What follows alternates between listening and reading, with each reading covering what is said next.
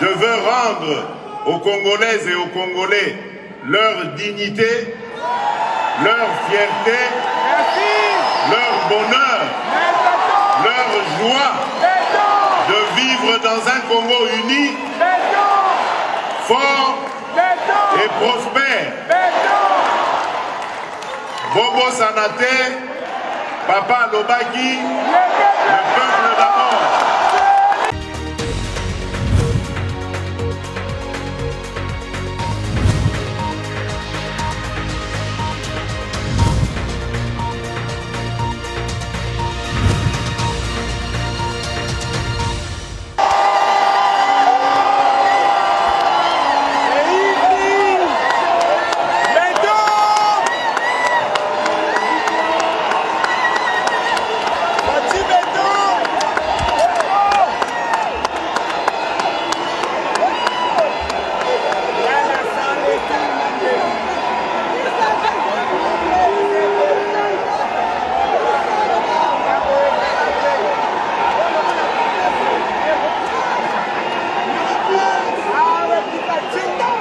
Bonsoir, chers compatriotes. Bonsoir.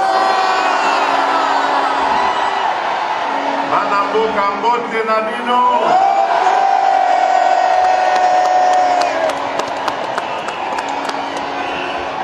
Je vais parler en français parce que il n'y a pas que des Congolais dans la salle. Et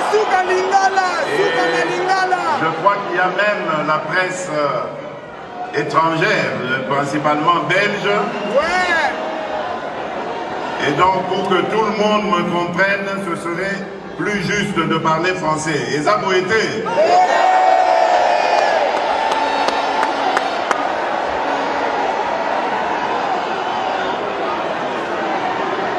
Mesdames et messieurs, chers compatriotes, le 26 novembre 2018, j'avais pris 2 engagements. Le premier engagement, en tant que président de l'UDPS, était d'aller m'incliner sur la dépouille de mon prédécesseur, mon leader, mon mentor, mon conducteur, mon formateur, mon géniteur. J'étais allé lui faire une promesse. C'était celle de ramener sa dépouille au pays de ses ancêtres.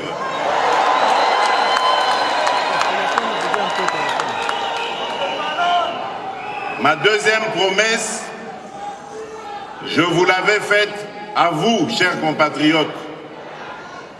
Vous qui m'avez vu naître politiquement, parce que c'est ici que j'ai aiguisé mes dents politiques.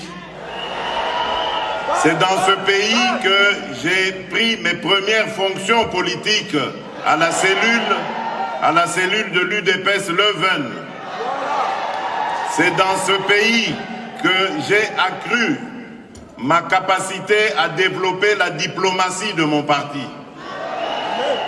Et donc c'est dans ce pays que j'avais fait la promesse à vous, mes frères, mes sœurs, de vous ramener la victoire.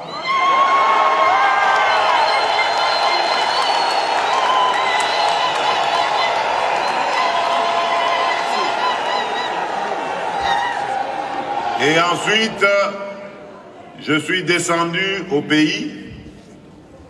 Vous connaissez la suite. Nous avons fait une campagne, dite campagne du pauvre, avec très peu de moyens, mais nous avons pu, grâce à Dieu, sillonner beaucoup de partis de la République. Au bout du compte, Dieu nous ayant fait grâce, nous avons obtenu la victoire.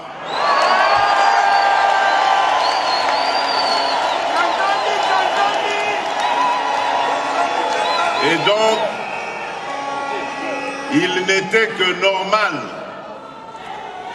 que mes premiers pas en terre européenne soient réservés à la Belgique, mon autre Congo, le prolongement de notre Congo, la Belgique où j'ai commencé mes pas de leader politique, la Belgique où se trouve une grande partie de notre diaspora.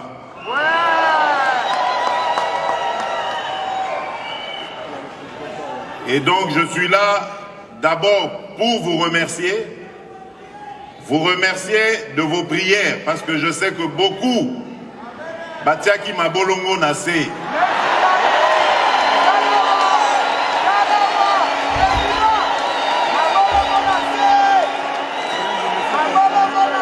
vous remerciez également de votre soutien, parce que je sais que beaucoup ont veillé comme nous ce soir-là du 10 janvier 2018 pour attendre les premiers résultats de la publication provisoire. Et ensuite, 10 jours après, pour attendre les résultats de la publication définitive par la Cour constitutionnelle. Je tiens à vous remercier chaleureusement. Merci. Et donc, je vous remercie.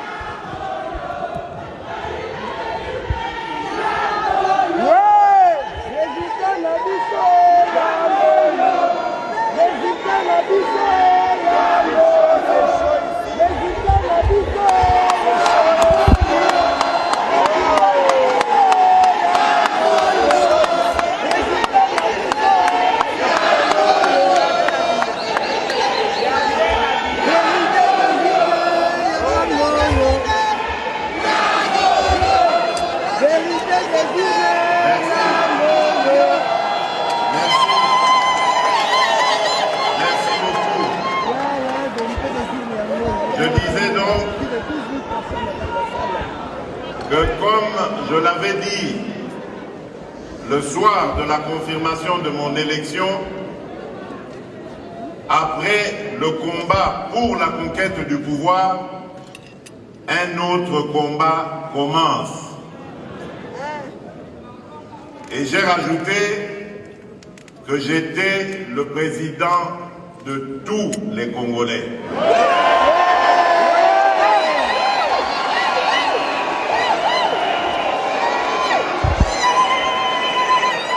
J'étais le président des Congolais qui m'ont élu et également de ceux qui ne m'ont pas, qui n'ont pas voté pour moi. Et donc, à partir de ce moment-là, j'ai lancé un appel à l'unité des Congolais. Parce qu'un autre combat commence, comme je l'ai dit, le combat pour la reconstruction de notre pays. Amen. Et croyez-moi, chers compatriotes, peu importe le temps que vous prendrez pour rentrer au pays, sachez toutes et tous, là où vous êtes et dans ce que vous faites, il y aura toujours une place pour chacun d'entre vous chez nous.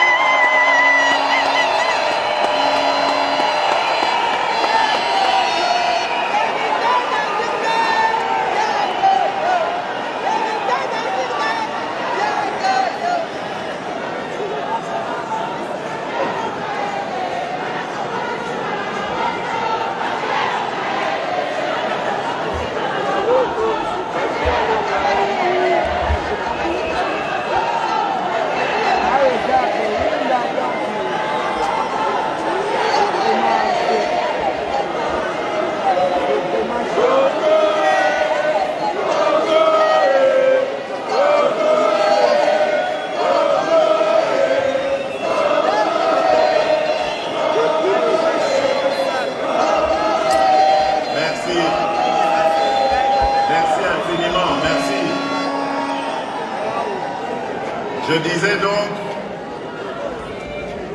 que l'heure est à la réconciliation nationale et à la construction de notre pays. Il y a de la place pour tous les Congolais. Et pour le marquer davantage, mes premiers signes ont été de libéraliser l'espace politique. Et donc, j'ai pris la décision de libérer tous nos compatriotes qui étaient retenus pour X ou Y raisons politiques dans les cachots de la République. Bravo, bravo.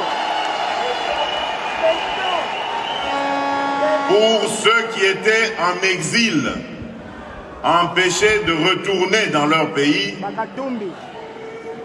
tout le monde est désormais libre de retourner dans son pays.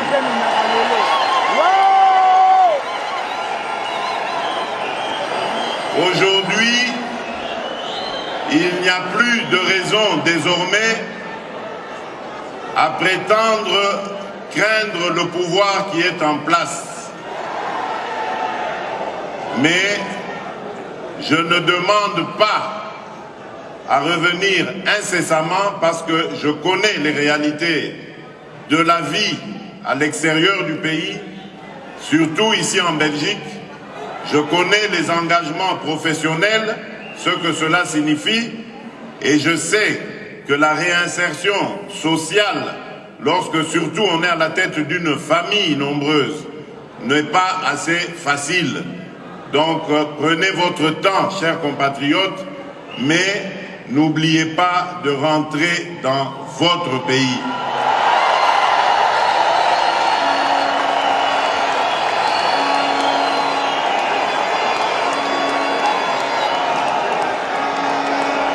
Le Congo a besoin de vous.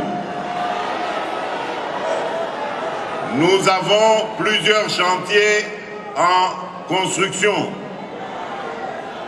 Le premier chantier, c'est celui, bien entendu, de la paix et la sécurité. Tant qu'un seul de nos compatriotes souffrira de manque de paix et de sécurité, je ne me sentirai jamais à l'aise. Merci. Béton! Nous sommes en train de tout mettre en œuvre. Aujourd'hui, notre armée est déployée en Ituri et dans le nord Kivu principalement, dans le but d'éradiquer complètement toutes ces poches de violence, une violence d'ailleurs inhumaine et gratuite qui est administrée injustement sur nos compatriotes vivant dans ces contrées. Je n'abandonnerai pas ce combat tant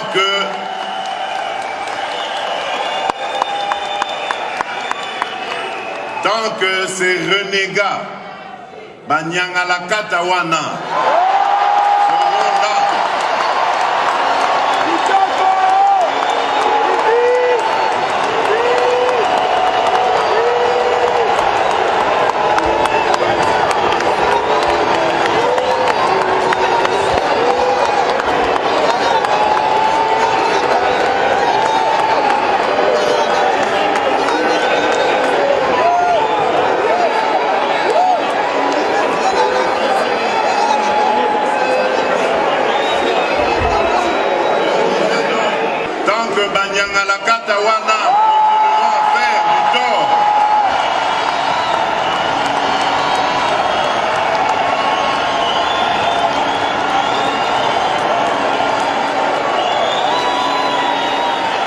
Tant qu'ils continueront à faire du tort à nos compatriotes, ils me trouveront face à eux.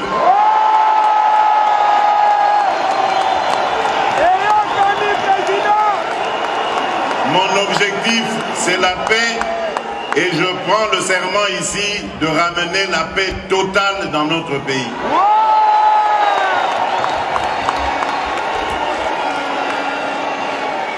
Le deuxième objectif, le deuxième chantier,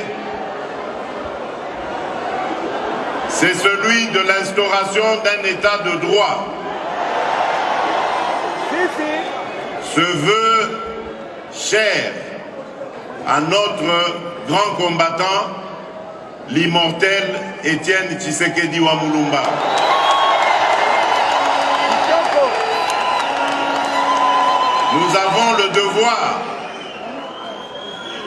Nous avons le devoir de continuer ce combat jusqu'à l'instauration d'un état de droit dans notre pays. Et cet état de droit doit être soutenu par une justice plus juste. Une justice au-dessus de tout soupçon.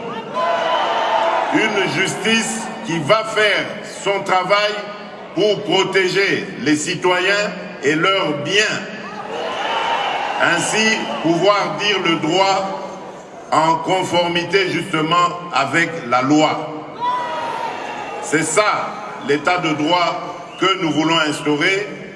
Et croyez-moi que là aussi, je ne ménagerai aucun effort pour y arriver. Je ne veux pas de la justice faite par le président de la République ou à la présidence de la République. Je ne suis pas un dictateur et je ne veux pas qu'on fasse de moi un dictateur.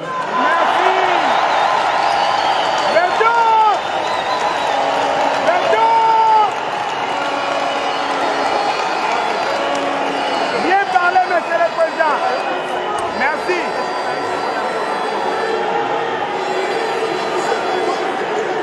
Ah oui, c'est ça l'état de droit. Mandela! Mandela! Cet état de droit nous permettra de déployer en toute confiance notre programme, et ça, ce sera le troisième chantier qui s'attaquera aux luttes, à la lutte contre les anti-valeurs. Merci. La lutte contre principalement la corruption. Ce mal qui a rongé notre pays et qui a complètement ruiné notre économie. Merci. Tant qu'il y aura des corrompus en République démocratique du Congo, le développement ne sera pas possible. Merci.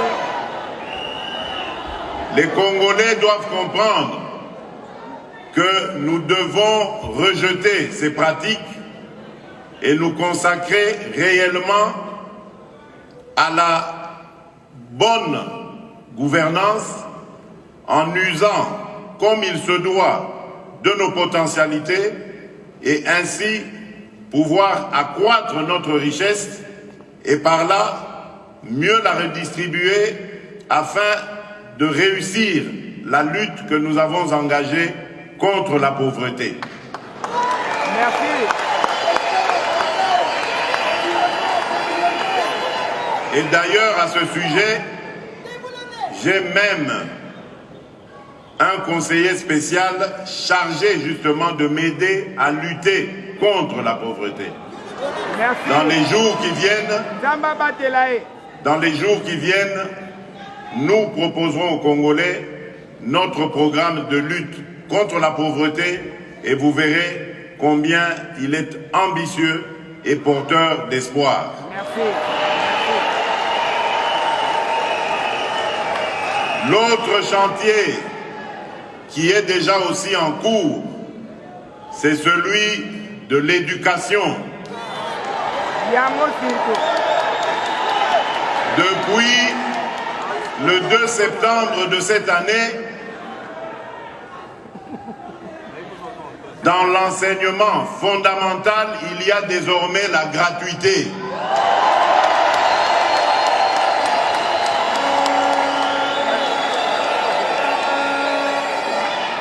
Donc, moi, na Congo, à kozala lisusu, il est traité.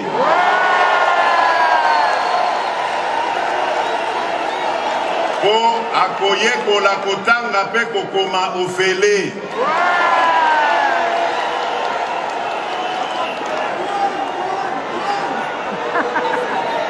Nous poursuivrons ces efforts, palier par palier, pour que demain, ce soit les études du secondaire et plus tard, les études universitaires. Avant la fin de mon mandat, j'aimerais revoir les premiers étudiants boursiers bénéficiant de la bourse du gouvernement de la République.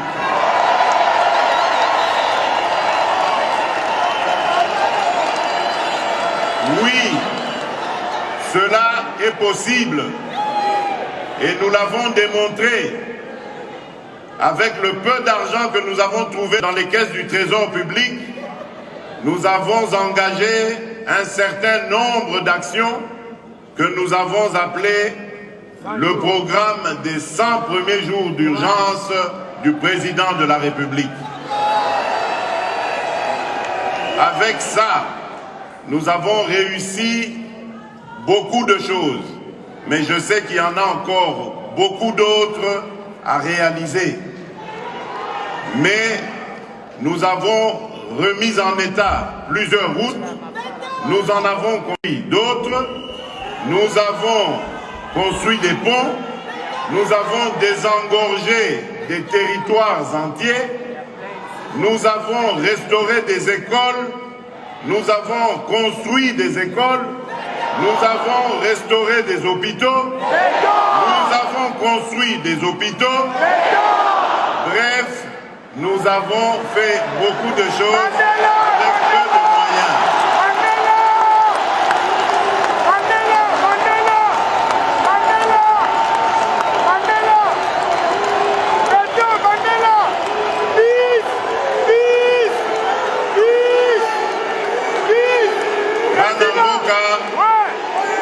Les chantiers continuent. Nous avons également le chantier de la santé. Comme je vous l'ai dit, dans mon programme, j'ai mis au cœur de ma stratégie l'homme congolais. Et donc, tout sera fait pour l'épanouissement de l'homme congolais. Son éducation, sa santé, son emploi, son bien-être, tout sera fait pour l'épanouissement du Congolais.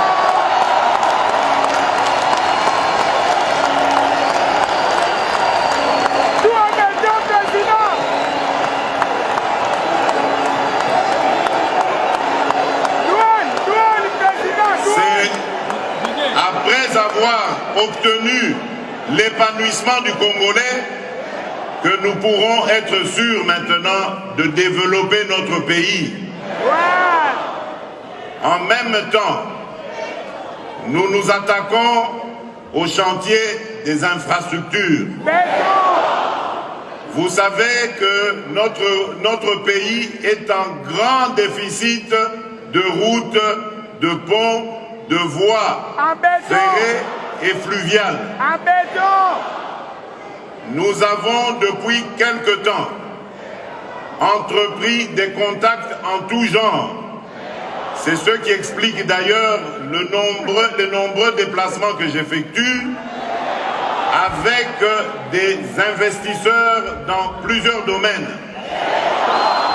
pour qu'ils viennent nous aider à reconstruire notre pays. Nous avons d'énormes projets qui vont transformer la République démocratique du Congo en pays développé.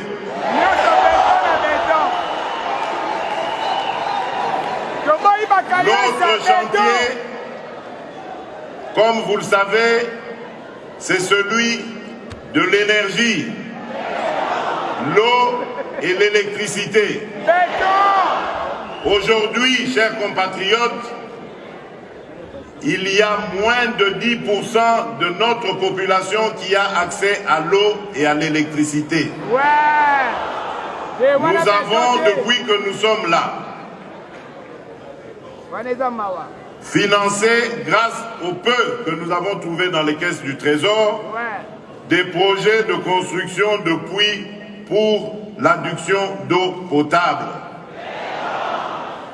Nous avons également investi dans les chantiers de réhabilitation des cabines électriques, des câbles électriques, et nous allons petit à petit, avec les investisseurs qui vont arriver, construire des micro-barrages qui vont nous permettre de développer les coins les plus reculés de la République.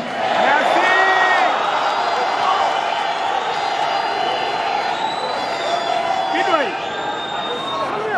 Nous avons également le chantier du numérique et ça va faire plaisir aux jeunes. Le numérique est une nouvelle technologie qui est bien maîtrisée par nos jeunes. Merci. Nous voulons l'amener dans l'économie de notre pays. Cela nous permettra de mieux rationaliser nos dépenses et nous permettra d'augmenter les recettes du Trésor. Et avec cela, de relancer la croissance économique et de pouvoir faire face aux défis du futur. Nous avons également le chantier, et c'est un chantier énorme, de la diversification de notre économie. Comme vous le savez, les mines, les activités minières, qui pourtant devaient être un bonheur pour notre pays, sont la source de tous les malheurs du Congo et des Congolais. Nous avons donc décidé de sortir du tout minier pour aller principalement dans des domaines comme celui de l'agriculture, dans lequel il y a beaucoup de choses à faire. Je vous ai dit ici qu'on va construire des micro-barrages. Ils vont servir aussi à alimenter les industries agroalimentaires que nous allons construire. Nous aurons le mérite au moins de transformer ce que nous allons produire, de le distribuer à la consommation nationale et s'il y a de l'excédent, de l'envoyer même en exportation à l'extérieur. Le Congo regorge de 80 millions d'hectares de terres arables, avec à peu près la moitié en terres irrigables. Donc nous n'avons même pas besoin d'engrais. Et avec ces étendues, nous pouvons nourrir plus de 2 milliards d'humains. Donc le Congo va être une terre d'espoir pour beaucoup d'Africains. Et même au-delà de l'Afrique. Merci. Donc nous sommes sur le chantier de l'agriculture qui est un véritable Eldorado. Et ainsi, le sol congolais pourra enfin prendre sa revanche sur le sous-sol. Merci. Lequel sous-sol nous n'allons pas abandonner. C'est vrai que les mines nous ont causé beaucoup de malheur, mais c'est surtout parce qu'il n'y avait aucune organisation sérieuse dans ce secteur. Ou plutôt, s'il y avait une organisation, on n'en avait pas tenu compte, on a préféré ruiner l'économie minière. Et donc nous allons remettre de l'ordre en nous conformant aux lois en vigueur, en rassemblant les creuseurs que beaucoup de traders utilisent à tort pour faire du mal au cours de nos matières précieuses. Et donc, nous remettrons de l'ordre, comme c'est stratégique, je préfère me réserver et ne pas donner ici la stratégie que nous utiliserons. Mais ce qui est certain, c'est que nous allons nous réapproprier l'initiative de la vente et de la rente de nos propres minerais. Parce que, tout simplement, nous allons travailler sur la valeur ajoutée à y donner. J'en ai assez que les mines congolaises, la terre congolaise, ne servent que de terre d'extraction. Maintenant, il est temps aussi que ce soit une terre de transformation. Nous allons transformer nos matières premières, leur rajouter de la valeur et accroître notre économie par ce fait. Voilà, mesdames et messieurs, chers compatriotes, voilà brossé en quelques mots les ambitions de celui qui est votre fils, votre frère, votre père, votre ami, votre compatriote. C'est l'ambition qui m'anime.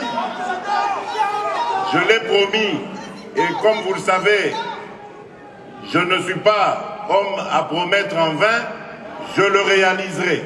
Merci. Je l'ai dit, je veux rendre aux Congolaises et aux Congolais leur dignité, leur fierté, leur bonheur, leur joie de vivre dans un Congo uni, fort et prospère. Bobo Sanate, Papa Lobaki, le peuple d'abord. Je vous remercie.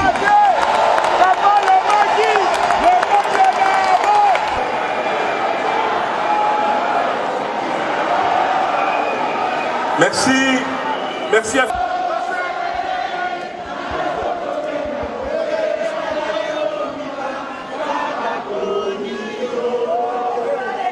Merci.